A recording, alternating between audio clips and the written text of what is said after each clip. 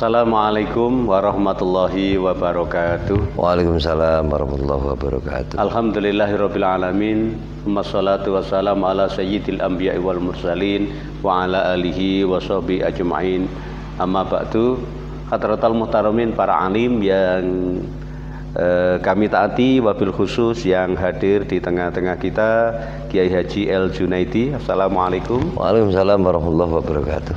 Para pemirsa NU TV Turen yang dirahmati Allah, bertemu kembali dengan kami NU TV Turen, masih tetap dalam program Ngalim Ngalap Ilmu, ngaji bareng MBC NU Kecamatan Turen. Jangan lupa subscribe dan tekan loncengnya, glunting, like, komen, agar kru NU TV Turen lebih semangat untuk kedepannya. Untuk malam hari ini, materi yang akan kami sampaikan adalah lanjutan dari materi pemulasaraan jenazah yang pada pertemuan kemarin sudah disampaikan sampai pada mengkafan jenazah. Kali ini akan disampaikan bagaimana menyolati jenazah sampai menguburkannya. Untuk itu marilah kita simak apa yang akan diuraikan oleh Kiai Haji El Junaidi. Monggo, silakan. Assalamualaikum warahmatullahi wabarakatuh. Waalaikumsalam warahmatullahi wabarakatuh. Bismillahirrahmanirrahim. Alhamdulillahirrahmanirrahim. Allahumma sholli ala sayyidina Muhammadin wa ala ali sayyidina Muhammad, amma ba'du. Para penikmat, para pemirsa yang berbahagia, Bapak Solihin yang sangat kami hormati, yang terus setiap hari mendampingi dari para kiai, para ustadz untuk melaksanakan kegiatan di bulan Ramadan.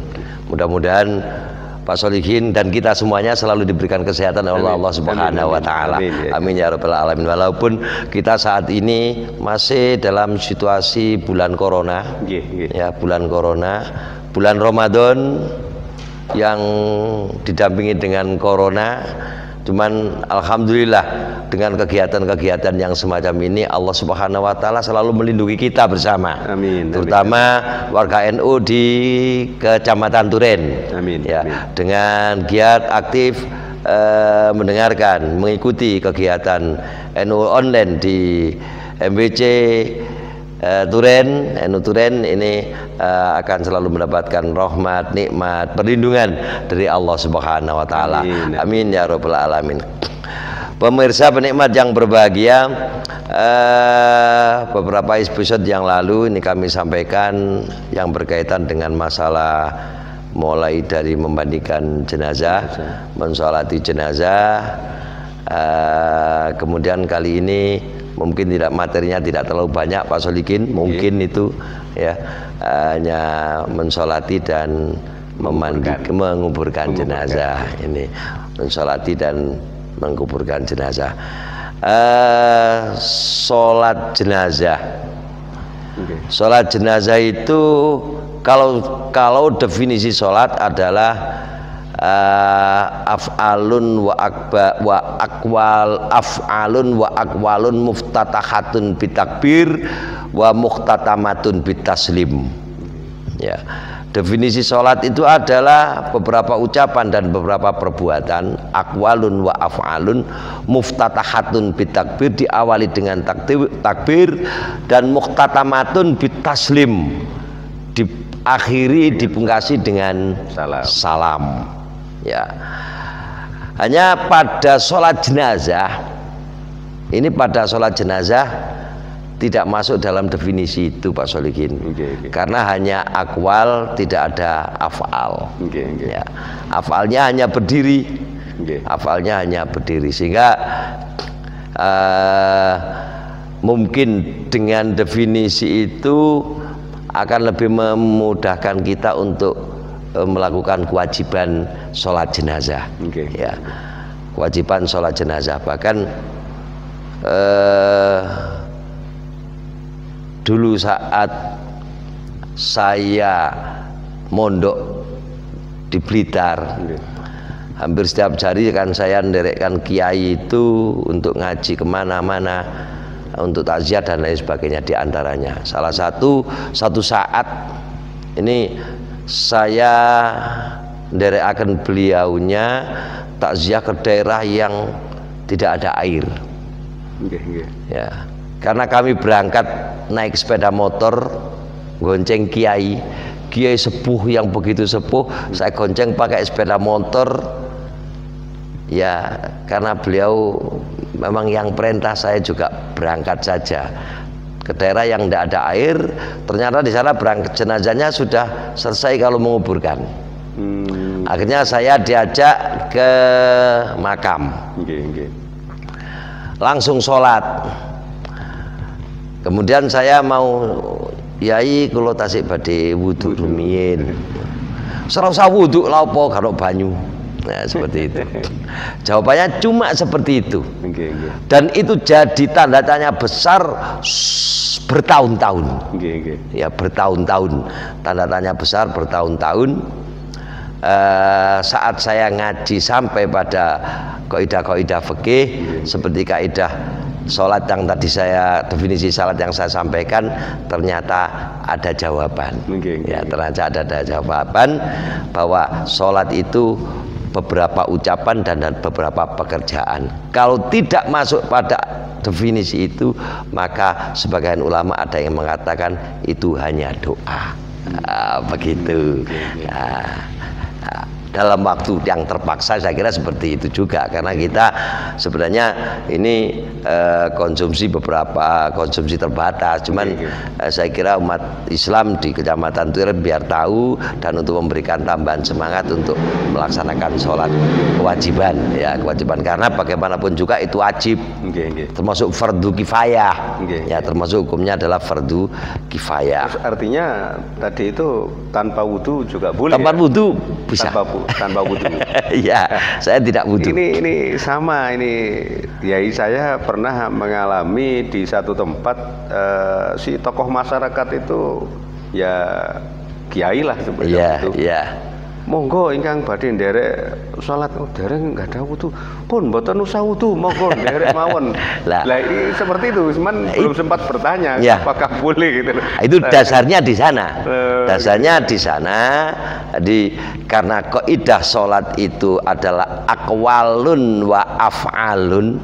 Beberapa ucapan dan beberapa tindakan, perbuatan. Nah, pada sholat jenazah kan cuma berdiri. Ya, pada sholat jenazah kan cuma satu tindakan, berdiri saja, tidak ada ruku, tidak ada sujud, tidak ada tahiyat. Jadi cuma berarti itu tidak masuk dalam kategori sholat secara umum, tapi ya secara istilah tetap kita katakan sholat. Ya, tetap kita sholat. Karena memang hukumnya adalah fardu kifayah. Jadi mungkin kalau kita sudah terpaksa tidak ada air, tidak ada wudhu, atau bahkan mungkin pakaian kita kotor umpamanya najis, kalau memang kita mau ingin ikut mensolati jenazah, monggo dipersilakan, karena itu ada dalam kapasitas doa. Kapasitas doa.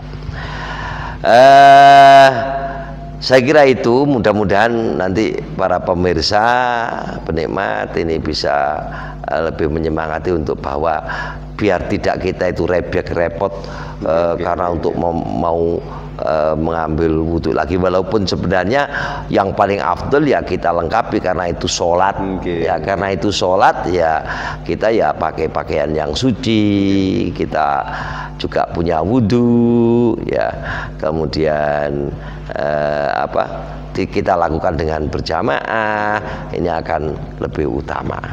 Itu akan lebih utama. Nah, yang terjadi di masyarakat ini, kami Ya pernah sih, cuma tidak begitu sering kami menjumpai. Ketika sholat jenazah itu ada kaum hawanya itu hanya beberapa kali, cuman yang lebih sering itu kaum laki-laki saja. Apakah memang yang diwajibkan untuk mensolati itu hanya kaum laki-laki saja? Ya. Terima kasih Pak Solikin. Itu memang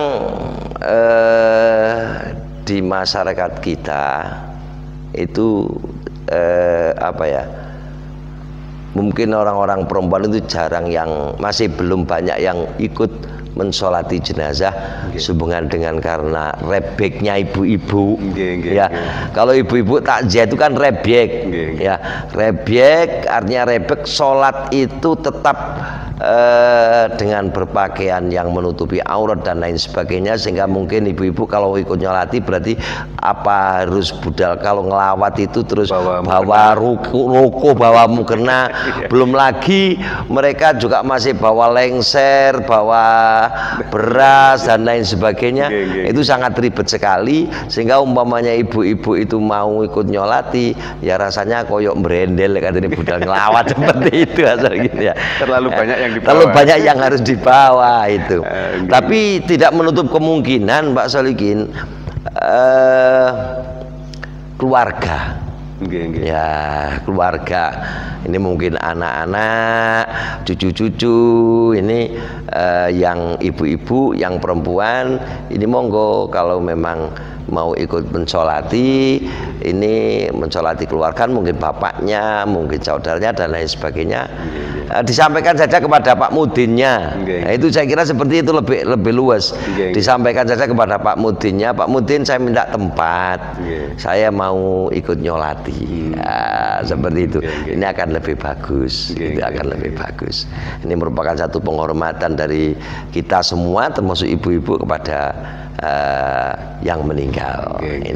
Itu udah, saya kira itu Pak Solikin mungkin sederhana aja. Kita tidak perlu banyak yang kita bahas. Kita masuk ke permasalahan rukun sholat. Ya, rukun sholatnya ya. Kalau kita persiapan syarat sholat tadi ya, punya wudhu ya, monggo dipersilakan. Kita sebenarnya memang kita tetap lebih baik juga punya wudhu, Pak Solikin, ya, menutupi aurat dan lain sebagainya. Kemudian rukunnya sholat itu tetap sebagaimana yang lain. Ya, karena innamal a'malu binniyat wa innamal likulli imri'in ma nawa, ya tetap kita ada niat, ya ada niat. Niatnya ya usolli ala hadzal mayyiti arba'at takbiratin fardhu kifayatin lillahi ta'ala. Allahu akbar, usolli ala hadzal mayyiti, karo laki-laki. Ya. Kalau perempuan ya usolli ala hadhil mayyitati arba'at takbiratin fardhu kifayatin lillahi ta'ala. Allahu akbar. Ya. Kemudian yang kedua adalah takbiratul ihram. Ini kita urut secara praktis saja Pak Solikin, biar tidak ribet yang memahami. Ya. Setelah kita niat, ya, kita langsung takbiratul ihram. Ya, takbir yang pertama, karena di sholat jenazah itu takbirnya 4 kali, ya 4 kali. Tapi langsung kita urut saja. Tapi insya Allah para pemirsa sebenarnya juga sudah banyak yang memahami itu. Makanya gini, saya sampaikan secara praktis saja, urut saja biar tidak ribet memahaminya. Takbiratul ihram. Ya, setelah niat kita takbiratul ihram. Setelah takbiratul ihram baca Fatihah. Ya, baca Fatihah. Baca Fatihah, tidak perlu membaca doa iftitah. Ya, tidak perlu membaca doa iftitah, tapi langsung membaca Fatihah. Ya. Selesai membaca Fatihah, ini takbir kedua. Takbir yang kedua, Allahu Akbar, takbir yang kedua. Setelah takbir yang kedua membaca sholawat. Ya, membaca sholawat. Ada sholawat khususnya? Tidak ada? Sebenarnya tidak ada. Oh, okay. Ya, sedikit-sedikitnya ya mengucapkan Allahumma sholli ala Muhammad. Gitu. Sedikit-sedikitnya membaca Allahumma sholli ala Muhammad. Ya, apa mutadil itu yang sedengan itu ya Allahumma sholli ala sayyidina Muhammad wa ala ali sayyidina Muhammad. Itu kalau yang sempurna kita pakai sholawat Ibrahimi. Ya, sempurna itu pakai sholawat Ibrahimi. Ya. Allahumma sholli ala sayyidina Muhammad wa ala ali sayyidina Muhammad kama shallaita ala sayyidina Ibrahim wa ala ali sayyidina Ibrahim wa barik ala sayyidina Muhammad wa ala ali sayyidina Muhammad kama barakta ala sayyidina Ibrahim wa ala ali sayyidina Ibrahim fil alamina innaka Hamidum Majid. Itu sholawat Ibrahimi. Ya. Setelah selesai membaca sholawat Ibrahim, takbir yang ketiga, Allahu Akbar. Setelah takbir yang ketiga kita membaca doa. Ya, kita membaca doa, kita disunatkan membaca doa Allahumma gfir lahu warhamhu wa'afihi wa'fu anhu. Itu kalau laki-laki. Kalau perempuan ya Allahumma gfir laha warhamha wa'afiha wa'fu anha. Itu membaca doanya. Bisa pendek, bisa agak dipanjangkan, bisa agak dipanjangkan. Allahumma fillahu warhamhu wa'afihi wa'fu anhu wa akrim nuzulahu wa wasi' madkhalahu wa ghsilhu bil ma'i wasalji wal barad wa naqihi minal khotoya kama yunaqqa sabul abyadu minad danas wa abdilhu daron khairan min darihi wa alan khairan min ahlihi wa zaujan khairan min zaujihi. Tetap wa zaujan khairan min zaujihi, tidak perlu diganti wa zaujatan khairan min zaujihi zaujatihi. Ya, karena itu hadis. Ya, karena itu hadis, sehingga baik yang meninggal itu laki-laki atau perempuan, bahasanya tetap wa apa tadi Allah la tahrimna ajrahu wa la taftinna Allahumma firlahu warhamhu wa'afi wa'fu anhu wa akrim nuzulahu wa wasi' madkhalahu wa ghsilhu bil ma'i wasalji wal barad wa naqihi minal khotoya kama yunaqqa saubul abyadu minad danas wa abdilhu daron khairan min dari wa ahlan khairan min ahlihi wa zaujan khairan min zaujihi wadkhilhul jannata wa'idhu min adzabil qabri wa min adzabin nar. Itu yang agak panjang, Bahkan kalau kita mengikuti sholat jenazah di Makkatul Mukarramah, itu doanya kadang-kadang lebih panjang lagi. Ya, doanya lebih panjang lagi. Jadi Imam Masjidil Haram itu kalau membaca doa itu lebih panjang lagi kadang-kadang ya biasa pendek-pendek, tapi kadang-kadang kita nggak tahu juga, karena biasanya jamaahnya itu karena kita banyak, kita nggak pernah sholat dekat dengan imam masjid di Masjidil Haram. Ya, sehingga membaca doanya yang panjang itu orangnya yang bagaimana kita tidak tahu juga. Apa mungkin keluarganya, apa mungkin para masayikh, para kiai, kita nggak tahu juga. Ya, atau mungkin tokoh-tokoh. Atau tokoh-tokoh di Mekah sana, mungkin seperti itu. Atau mungkin saat Al-Mukarram, Al-Maghfurlah, Mbah Mun itu wafat, tapi kayaknya sholatnya tidak di Masjidil Haram. Sepertinya begitu di tempat pemulasaraan jenazah di Makkah sana. Ada tempat pemulasaraan jenazah di Makkah sana. Di sana juga disediakan masjid khusus untuk sholat jenazah. Ya, sholat jenazah ada. Itu membaca doa. Setelah selesai membaca doa, kita takbir lagi yang terakhir, yang keempat, Allahu Akbar. Setelah membaca takbir Allahu Akbar yang keempat, kita masih disunatkan juga tetap berdoa. Ya, kita berdoa pendek-pendek saja. Allahumma la tahrimna ajrahu wala taftinna ba'dahu waghfir lana walahu, ditambah Rabbana atina fid dunya hasanah wa fil akhirati hasanah wa qina adzabannar. Itu tata cara sholat jenazah. Saya kira tidak terlalu rebek, tidak terlalu sulit kita di dalam sholat jenazah, karena memang tidak ada afalnya, ya, tidak ada rukuk sujud tahiyatnya, cuma kita berdiri saja, hanya mungkin mengangkat tangan saja saat takbir, ya, saat takbir, sama menoleh ketika salam. Yang terakhir itu salam, menoleh kita salam, dan ucapan salam, ucapan salam ini sedikit-sedikitnya adalah mengucapkan assalamualaikum.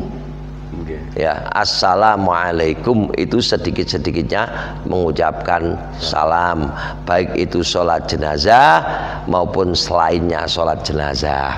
Gitu. Nah, dalam sholat jenazah itu mengucapkan salamnya disunatkan agak lebih panjang lagi. Beberapa kitab menyebutkan seperti itu, ya. Assalamualaikum warahmatullahi wabarakatuh. Berarti sampai lengkap. Sampai lengkap. Assalamualaikum warahmatullahi wabarakatuh. Kalau sholat selain jenazah, lengkapnya hanya sampai pada assalamualaikum warahmatullahi. Tapi kalau sholat jenazah ditambah wabarakatuh. Itu ditambah wabarakatuh. Itu selesai mengucapkan salam. Dan memang secepatnya Pak Solihin, secepatnya kita mendoakan tidak terlalu panjang-panjang. Ya, setelah sholat kita tahlil pendek-pendek, ya, mengucapkan kalimat-kalimat thayyibah pendek-pendek. Kemudian kita berangkatkan, ya, kita berangkatkan. Didoai dulu ke sholatnya, ya? Ya, biasanya didoai, ada tahlilnya, ada tahlilnya. Langsung biasanya tahlil sekedar saja membaca tahlil singkat lah, tahlil singkat, pendek-pendek. Yang penting ada bacaan kalimah la ilaha illallah. La ilaha illallah itu yang penting, karena kita tetap kita tahlil, ya, kita tahlil. Mungkin Fatihah, mungkin mulai dari kulhu, Allahu ahad, qul falaq, qul a'udzu birabbin nas, Fatihah, awal surat Baqarah sampai ke ayat kursi, kemudian baru la ilaha illallah. Kalau saya seperti itu, karena memang bagaimanapun juga lebih cepat, lebih baik di dalam masalah pemulasaraan jenazah. Nah, itu ini jenengan sudah ngendikan setelah itu pemberangkatan, ya. Saat pemberangkatan ini sering kami jumpai di daerah-daerah itu dari ahlinya mayat, ahlinya jenazah, keluarganya itu ketika masih upacara pemberangkatan itu ada yang berowot. Nah, ini berowotan ini apakah syariat ataukah tradisi ini? Ya, ini satu pertanyaan yang bagus Pak Solihin. Pertanyaan yang bagus, saya kira masalah berobosan, ada yang mengatakan berowotan, ya.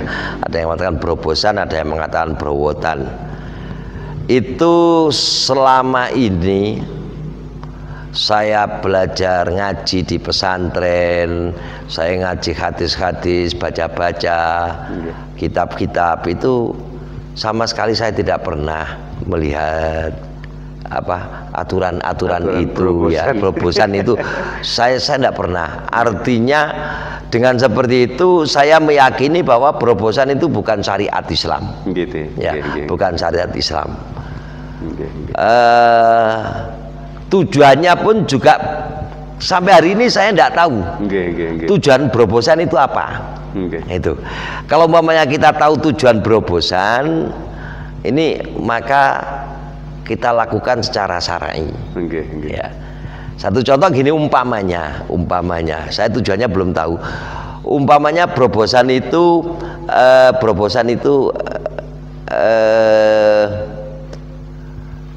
tujuannya untuk meminta ampun, apa memohonkan ampun gitu. Apakah tidak lebih baiknya kita bacakan kalimat-kalimat thayyibah, tahlilan dan lain sebagainya, tidak berawat seperti itu, karena di sana tidak ada ungkapan memohonkan maaf, ya, tidak ada ungkapan permohonan maaf.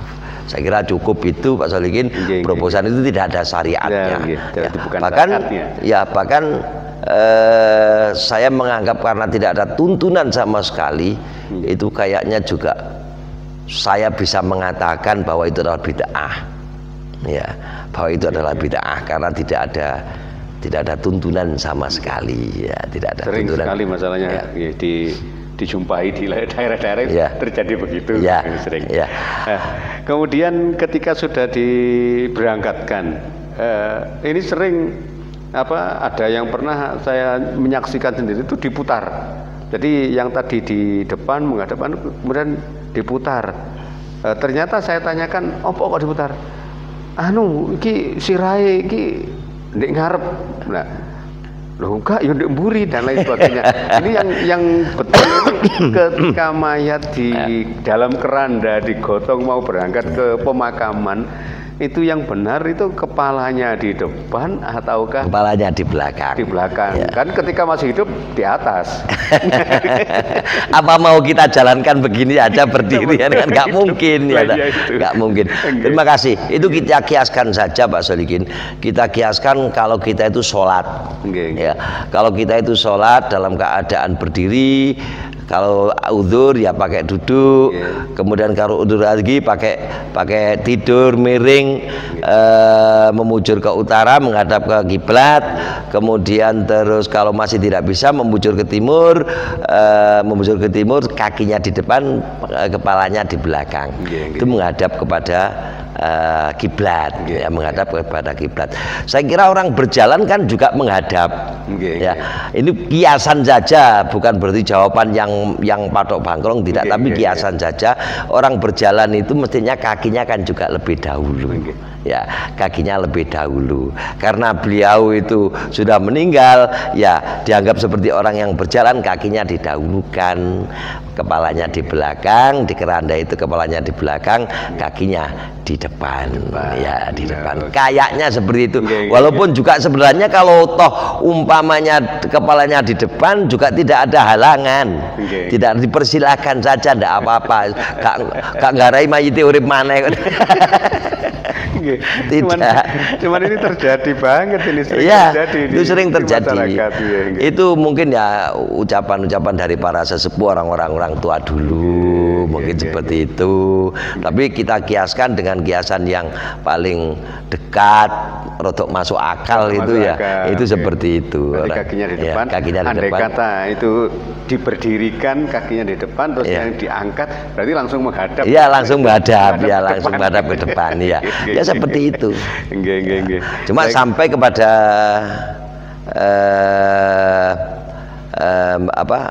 memakamkan jenazah, ini seringkas saja sudah Pak Solikin, ringkas saja.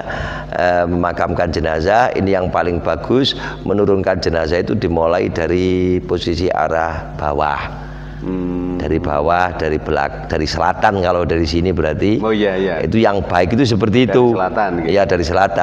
Dari selatan diturunkan jenazah itu, diturunkan setelah disiapkan makamnya cukup, kemudian kepalanya didahulukan, ya, kemudian berangkat masuk ke liang sampai kepada kakinya terakhir, begitu. Itu yang baik. Kemudian miring sebagaimana biasanya.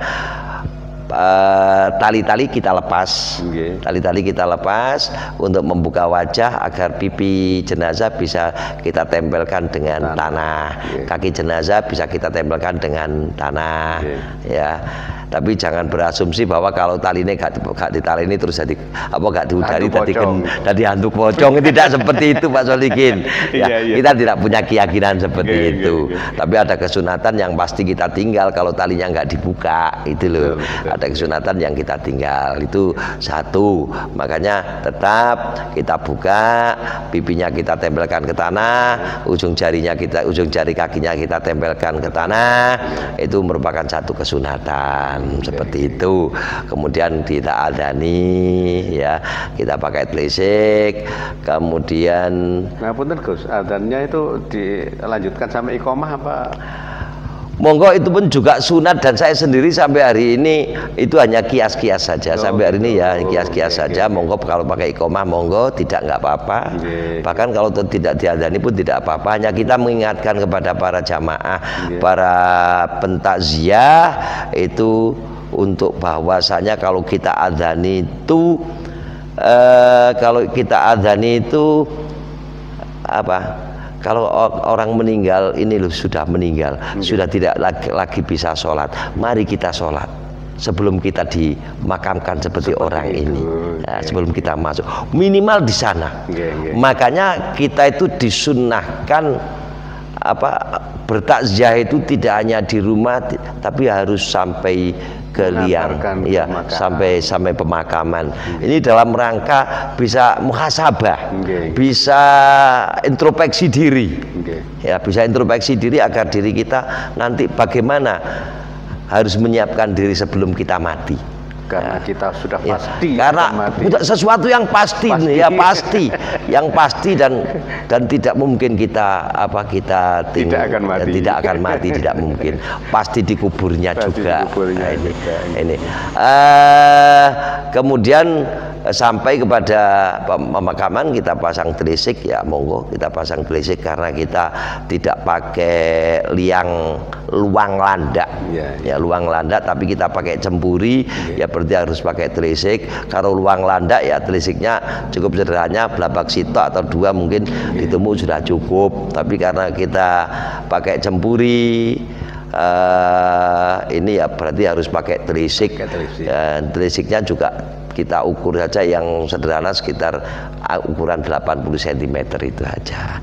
Saya kira cukup itu Pak Solikin, untuk hal yang berkaitan dengan masalah pemakaman. Kemudian ada kewajiban-kewajiban yang lain mungkin bisa kita bahas pada kesempatan yang lain juga. Saya kira seperti itu. Monggo. Kalau mau ada pertanyaan, monggo.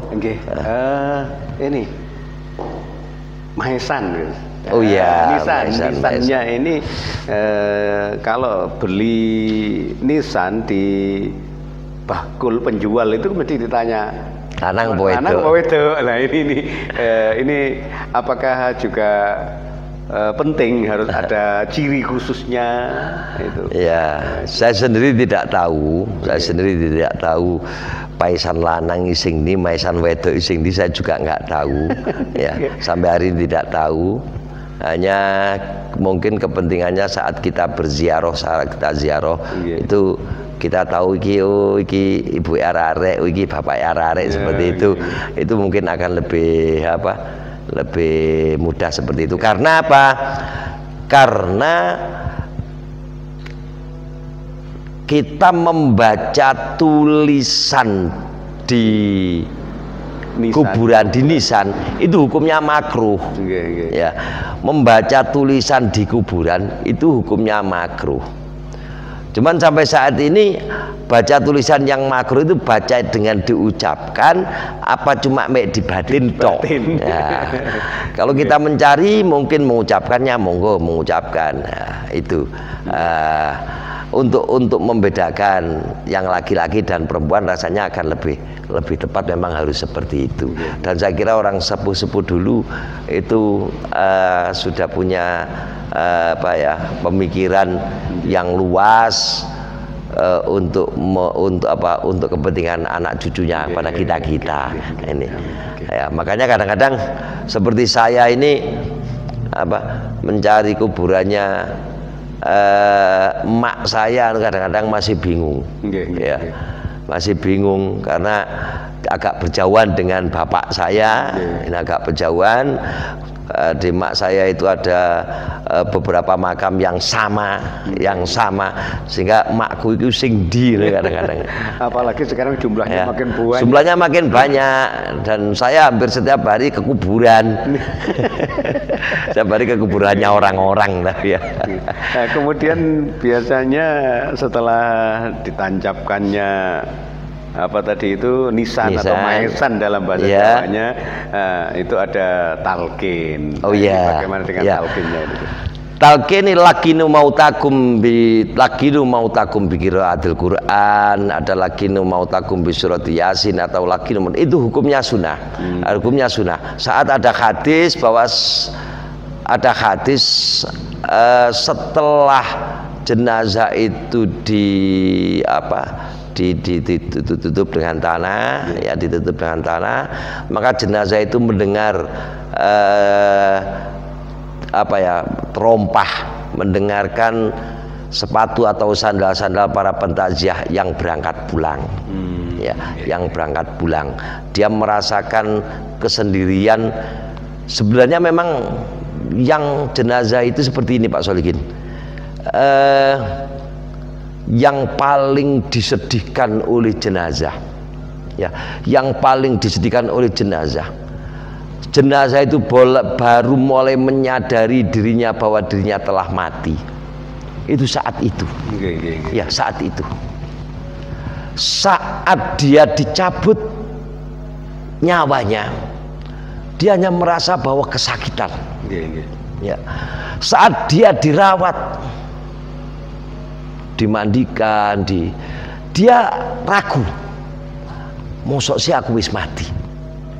Itu masih ragu. Masih ragu. Sampai di kafan, oh iki aku isih ngipi, mati paling. Itu seperti itu. Ya, seperti itu. Sampai dibawa ke kuburan. Lah, dia sudah mulai menyadari bahwa dia benar-benar meninggal, benar-benar mati saat ditinggalkan oleh keluarga, oleh tetangga yang bertakziah sampai ke makam. Makanya dia belum menyadari sama sekali bahwa saya ini memang benar-benar mati dan akan menghadapi dua malaikat mungkar dan nakir yang akan mempertanyakan. Makanya perlu ditalkin.